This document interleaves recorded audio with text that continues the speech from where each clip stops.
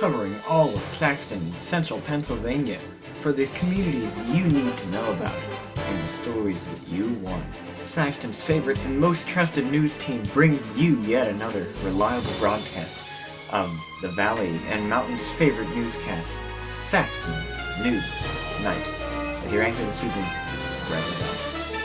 Hello, good evening, and welcome to the broadcast this evening. Tonight we have a very special newscast dedicated to just one broad subject that is a bit of importance to not only us in the Broad Talk, but to everyone this evening, and that is distracted driving. And no, I'm not just talking about drunk driving and whatever categories would fall underneath that. I'm talking about all kinds of distracted driving. But first, before we get into that, I'm going to talk about what is distracted driving and what can qualify to that sort. Okay, let's start with the basics. What constitutes as distracted driving? Well, firstly, you have to know what that constitutes for itself as. Inattention and distraction are two different things. Inattention is basically whenever you have something that you yourself are doing to distract yourself. Distraction is an outside force that is distracting you from doing your job. Inattention is your own fault, distraction is something else's. That's where this distracted driving comes in. For an example, you could be thinking a lot of thoughts about a big business meeting coming up later in the afternoon. That's inattention. Distraction would be if you're playing with the radio, talking to passengers. That's distraction. And that comes into a bit of a difference for knowing whose fault it is later on down the road. Distractions on the roadway create a jump in your risk when driving. You want to try to keep your risk as low as possible, but sometimes you can't really help that. Now, flashy road signs or billboards or radios in your car and passengers even, they can distract you from doing your job, which is to keep your passengers safe and to keep yourself safe while driving on the roadways. Now, nowadays there are things that will stop you from doing that, such as the billboards that are trying to get your attention, or flashy radio songs that flashy radio stations that make you want to turn up the song, or whatever it is to do there. But one major player in distracted driving is cell phones. Now, cell phones have become a bit of an issue lately in driving. Cell phones are the biggest distraction on the roadway today, besides your billboards and everything like that, because you always have it with you. You're constantly trying to call someone or text someone. You must know that this is not important when driving. Your number one priority is to keep yourself safe and your passengers safe. If you're taking a call from anyone, it could be to ask what you want for dinner that night, and it's not really that important. There are a few steps that you can do to help you with that, and we're going to get into those right now.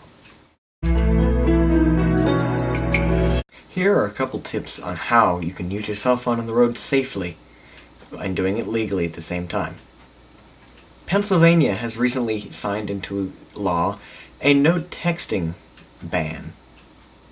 This means you cannot text and drive at the same time. So, in order to send a text while on the road, you can do one of two things. You can, number one, pull off the road and send the text, or number two, if you're having a passenger, have the passenger send the text for you.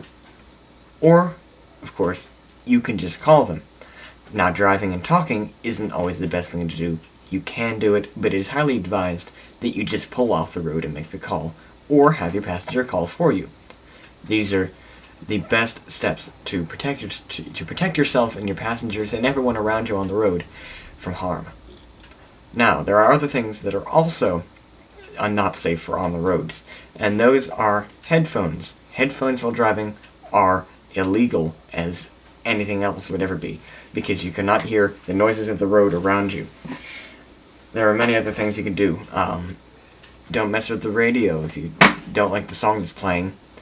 Have your iPod set to play any kind of mix of songs that you do like, or have a burnt CD of anything that you would like to listen to.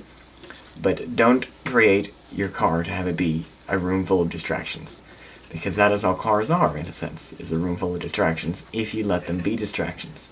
There's a responsible way to drive without letting it be a distraction to you and everyone else around you. And here is how you can be a responsible driver with these tips.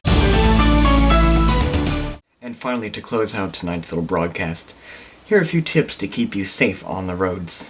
Number 1, don't drive if you don't feel like you can drive.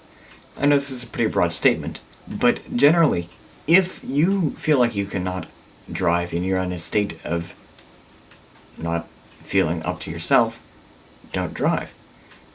If you're taking medications or anything like that, or if you've been drinking, or even on drugs or anything like that, don't drive, because you are not up to your full potential.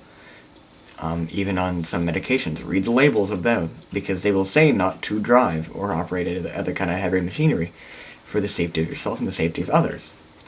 Secondly, sleep a lot if you're going on a long trip. Don't become don't have inattention and don't have distractions. And if you're tired, you can easily have inattention, easily have distractions everywhere you go. Also, be a good driver. I know this sounds a little bit degrading, but perform to your fullest potential, even if you aren't up to yourself. Think about how you can be a better driver than what you already are.